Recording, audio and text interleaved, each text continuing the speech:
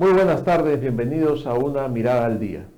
Soy Luciano Reboredo y en compañía de Ángel Delgado, a lo largo de este programa trataremos temas de importancia y de actualidad en la política nacional. Este programa es producido por la Coordinadora Republicana y la abeja.p. ¿Cómo estás, Ángel? Buenas tardes. Muy buenas tardes. Aquí estamos en Arequipa, como el día de ayer, participando en el 15º Congreso Iberoamericano de Derecho Constitucional. Es una cita muy importante que engalana a la Blanca Ciudad, puesto que los constitucionalistas más importantes de habla hispana se reúnen aquí para analizar los problemas del derecho constitucional contemporáneo.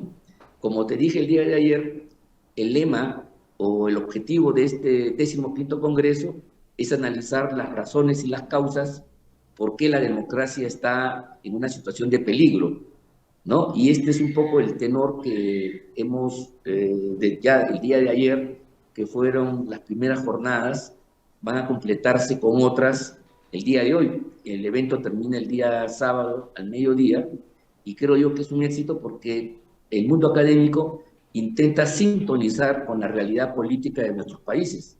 Lo que está pasando en el Perú, que nos agobia, esto no es una buena... En fin, dicen que no hay que sentirse bien por lo que es general, pero todos los países de América Latina, unos más que otros, viven situaciones parecidas. Y parece ser que las instituciones constitucionales que deben darle soporte al régimen democrático empiezan a tener fallas o son utilizados por los enemigos de la democracia para cambiarle el sentido. En lugar de afirmar las libertades, los derechos de las personas y procurar el desarrollo del país, utilizan los mecanismos democráticos para sacarle la vuelta, como se dice en criollo, y de esa manera entonces generar una situación perturbadora. Lo que viene sucediendo casi ya más de 20 años, 22, 23 años en Venezuela, no tiene nombre. Para ya no hablar de Cuba con sus 60 años de dictadura. En fin, eso ya es una cosa ya de una verdadera reliquia. Pero igual en Nicaragua y en otros países, el autoritarismo y los regímenes que subvierten la democracia han encontrado la manera de usar las formas democráticas o los mecanismos constitucionales, inclusive la jurisdicción constitucional, para poder imponer sus puntos de vista autoritarios. Este es un asunto, como tú comprenderás, de la máxima importancia y ya tendremos oportunidad de conversar en Lima, en fin, sobre las conclusiones de esta cita en la cual nos permite, de modo comparativo, ver cómo nuestras realidades se parecen en estos aspectos poco felices y bastante trágicos. No, sin duda, Ángel, hay una suerte de epidemia también en ese sentido en el continente, lo que se ha visto reflejado claramente en los discursos de diversos mandatarios en la Asamblea de las Naciones Unidas, ¿no? En que ha habido incluso una especie de elogio al narcotráfico por parte de Petro, bueno, lo que ya hemos comentado de Castillo, otra presentación lamentable en el caso de Boris, que muchos representantes se salieron de la sala, y se está poniendo en evidencia que hay una coordinación detrás del telón de este escenario político y que no son hechos aislados, ¿no? Sino que asistimos a una crisis de la democracia que responde a una inteligencia que viene manejando las cuerdas de manera invisible. Y eso obviamente tiene que atacarse, que verse desde un punto de vista legal, político, también como no constitucional. De ahí la importancia de esta cita a la cual estás asistiendo en Arequipa y de la cual seguramente traerás conclusiones, ideas que podremos analizar en los próximos programas y comentarlos. No, claro que sí. Mira tú, y esta es una batalla donde los campos no aparecen delineados con claridad. Una de las grandes diferencias de los combates políticos y ideológicos del siglo pasado fue que las fronteras entre el campo democrático, liberal, el que defendía los valores de una tradición que, digamos, nos ha permitido ser como somos, era cuestionada desde afuera por regímenes como el fascismo o el comunismo que negaban expresamente la democracia. a la cual la llamaban burguesa y decían que no resolvía los problemas de los pueblos. ¿Te das cuenta? Y ellos planteaban un modelo económico y político que superaba la democracia, que negaba la democracia.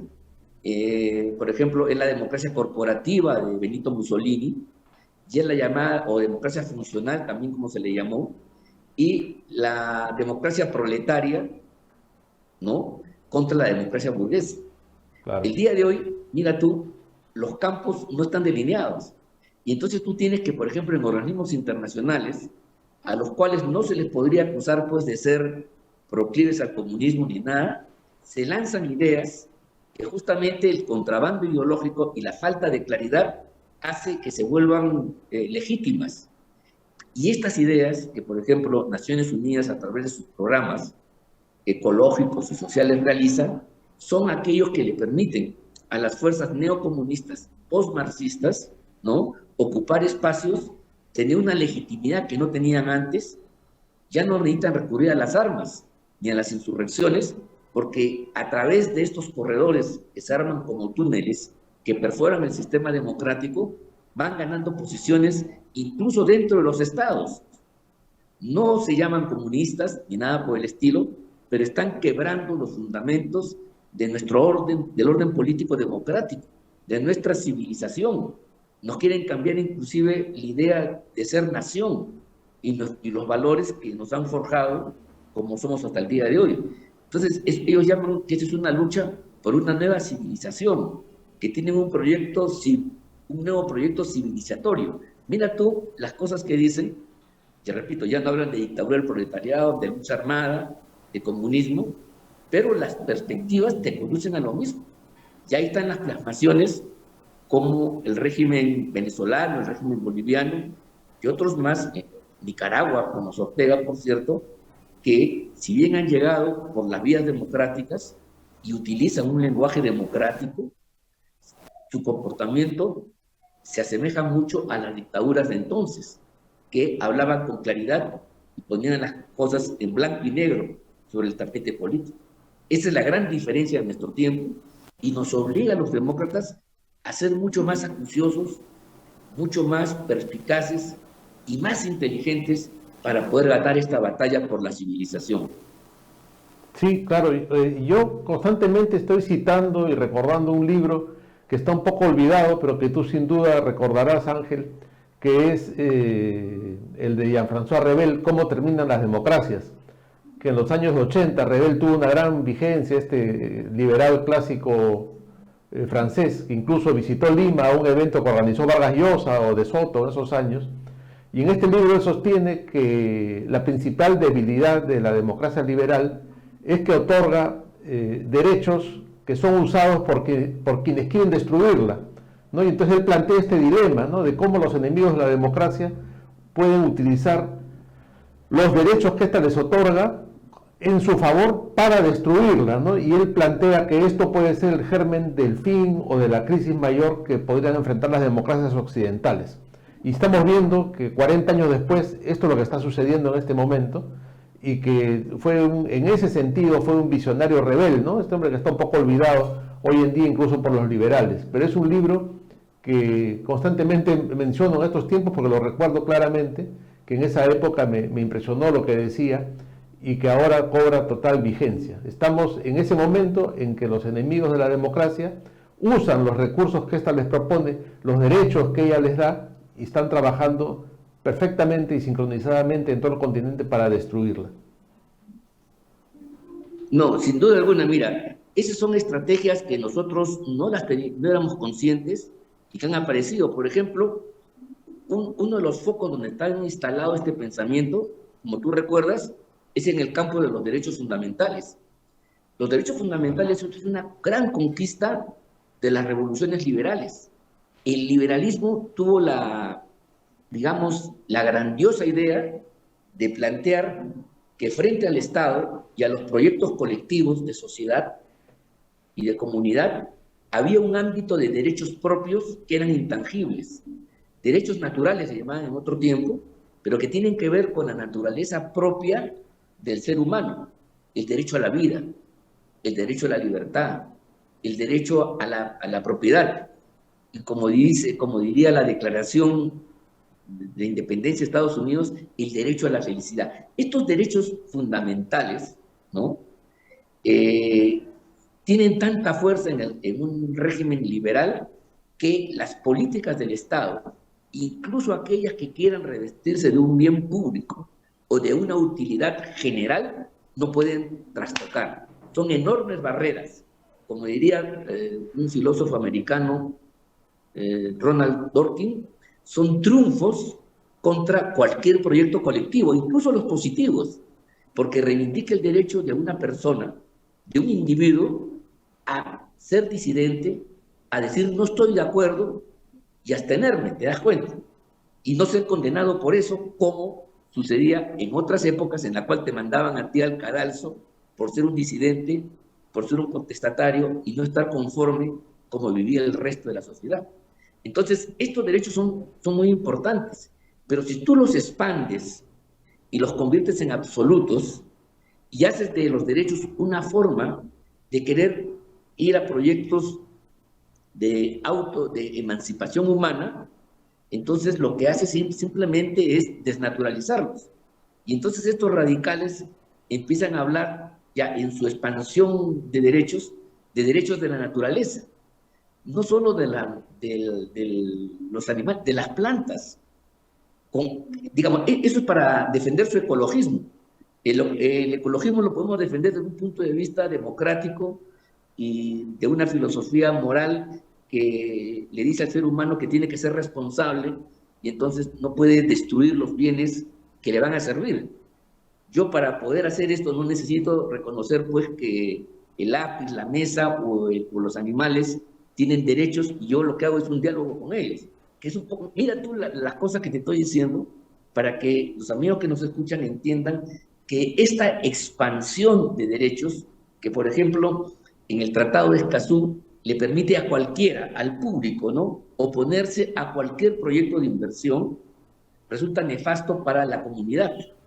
Entonces, cuando se jalan los derechos, se los vuelven absolutos, se rompen los límites y no se permite, y se los enfrentan a las formas democráticas que hemos adquirido, entonces se convierten en derechos perversos.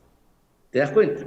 Igual los derechos que pueden tener los pueblos autóctonos, originarios, indígenas, tienen que ser respetados.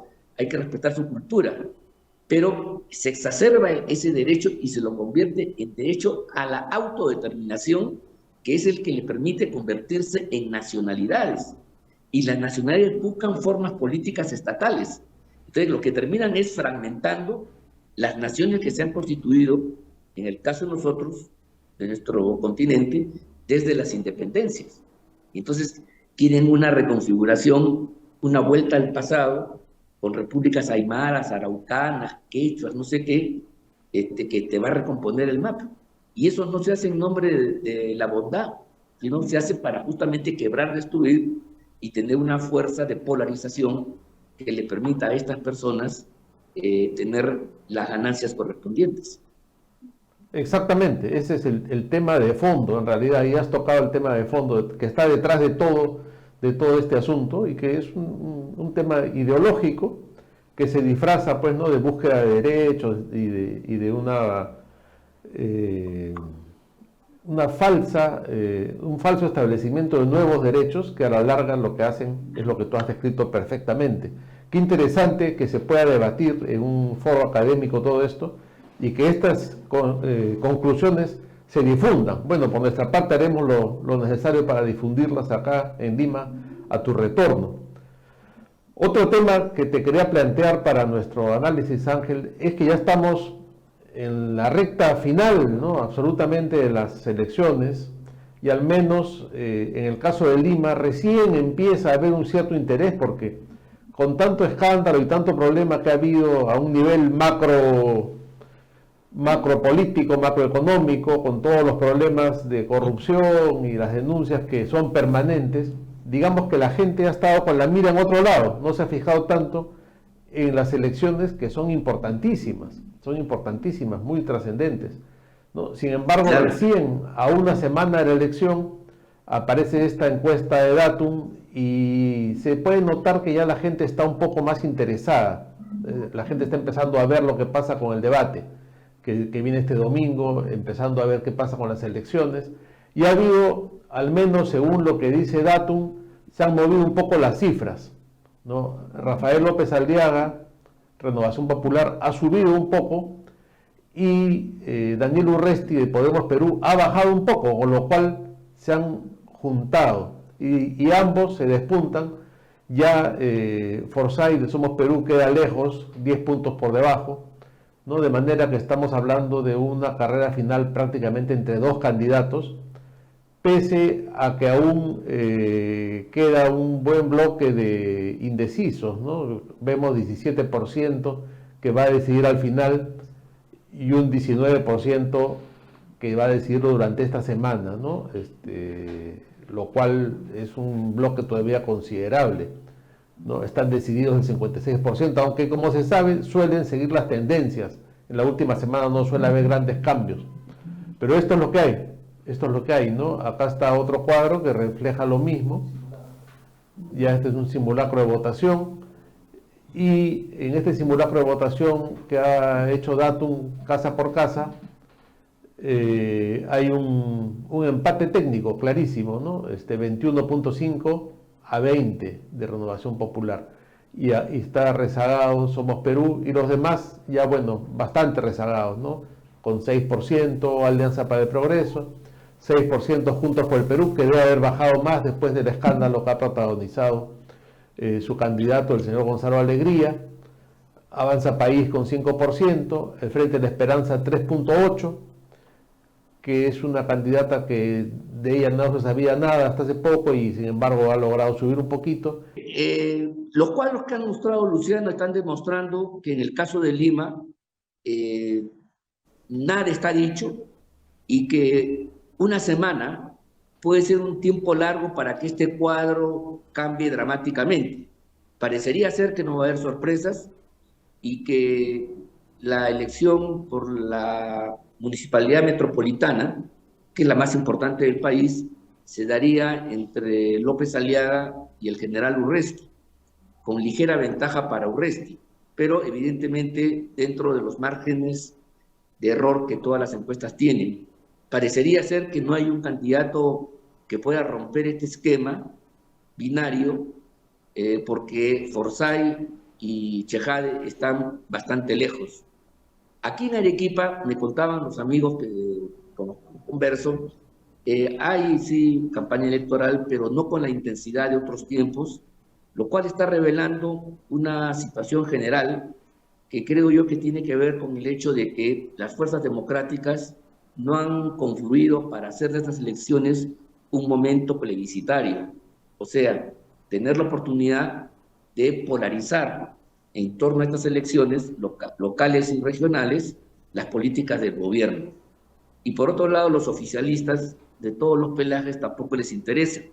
Y entonces las listas radicales de izquierda, extremistas, se han disfrazado con los discursos a favor de la región, con los discursos vecinales, y estas elecciones entonces se despolitizan desde el punto de vista nacional y no tienen un carácter plebiscitario, puesto que en cada región vamos a tener resultados disímiles y no va a ser fácil, cuando tengamos el conjunto, ver si hay una tendencia política de tipo general.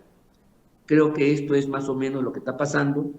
Los candidatos tampoco han sabido encender los entusiasmos de las personas, y esto entonces revela que vayamos a unas elecciones municipales y regionales absolutamente frías, frías de verdad, donde vamos a tener probablemente una abstención muy fuerte y votos en blancos iniciados en gran cantidad, y entonces no haya un respaldo definitivo para ningún candidato en particular. Esa es mi apreciación sobre el proceso electoral que viene, y la verdad lamento que una cita tan importante que debería fortalecer la democracia no se haya utilizado justamente para darle esa nueva inyección que corresponde, y se la haya dejado pasar como un trámite, como un mecanismo de recambio meramente administrativo de autoridades, sin la connotación política que vive en estos momentos el país.